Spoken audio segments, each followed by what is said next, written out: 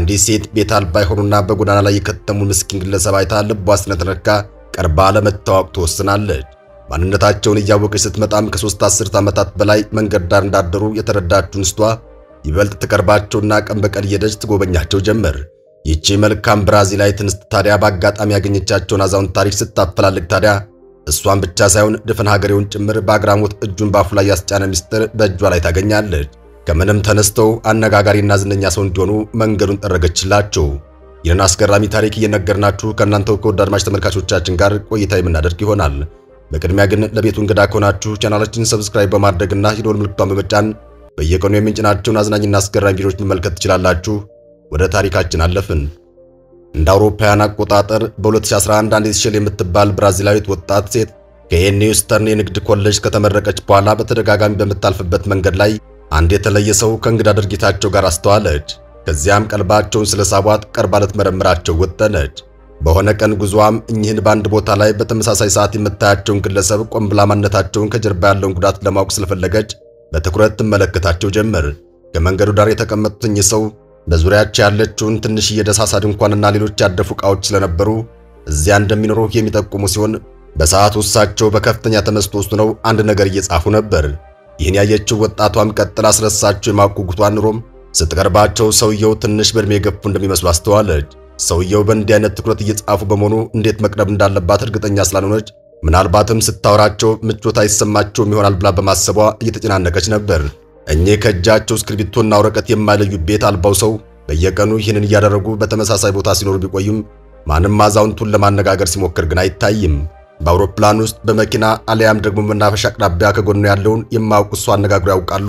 ምናልባትም ያን የማድረግ ልምድ ካለዎት ከጠበቁት በላይ በጣም ብዙ ልዩ ታሪኮችና ሌሎች ነገሮችን ሊያገኙ እንደሚችሉ ሙን ነው። ወጣቷ ሼል ከማታውቃቸው ሰዎች ጋር መገናኘትና ታሪካቸው መስማት የምትወድ ሲሆን ለሷ ታዋቂ ሰዎች የሚሆኑ ተራ ግለሰቦች ለውጥ የለውም። ማንንም ቀድማ ለመታወቅ የማትፈራ ሰው ነች። ለብዙዎቻችን ግን አንድ ከማናውቀው ሰው ጋር መቀራረብና ማውራት ሁልጊዜ ቀላል ሊሆን አይችልም።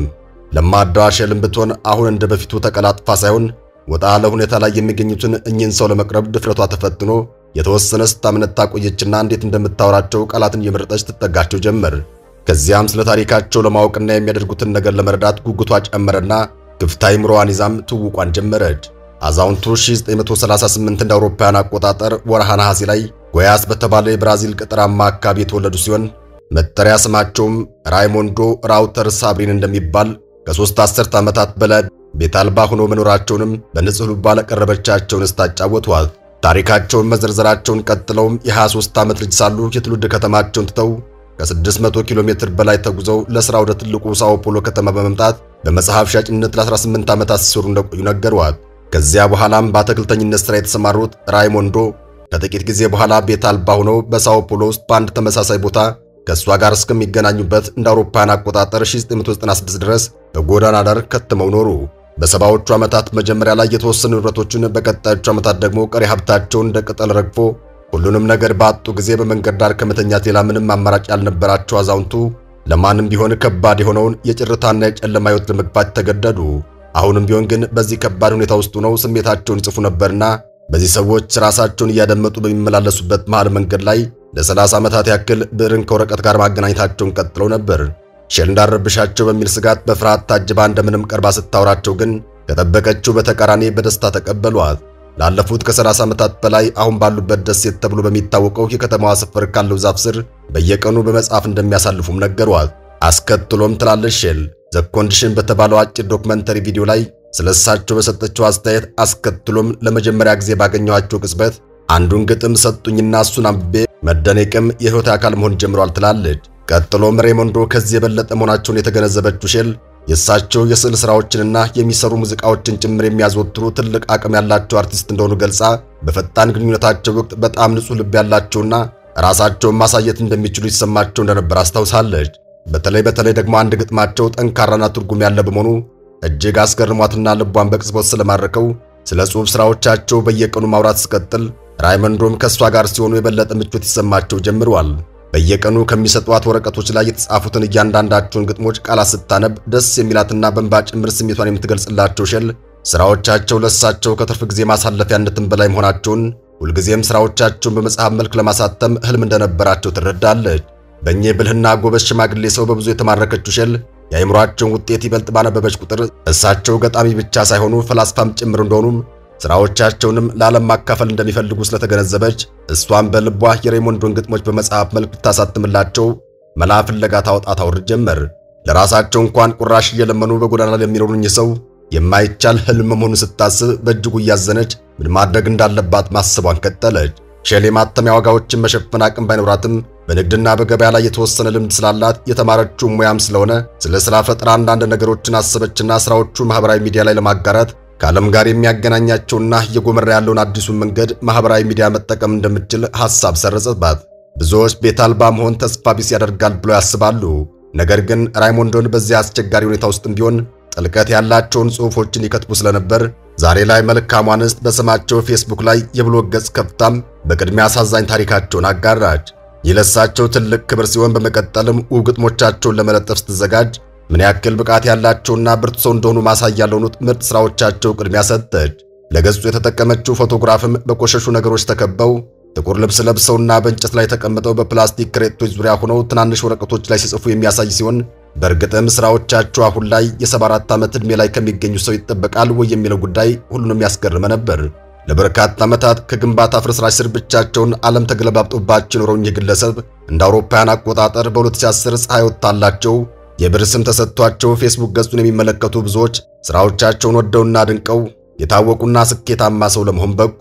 አድናቂዎቻቸው በገጻቸው ላይ ያሉትን ጽሑፎች ማንበብ ብቻ ሳይሆን በርካቶች እሳቸውን በአካል ለመጎብኘት ወደዱና ሰዎች ዘወር ብለው እንኳን ሊያዩት ወደሚጸየፉት ማረፊያ ቦታቸው ይጎርፉ ጀመር።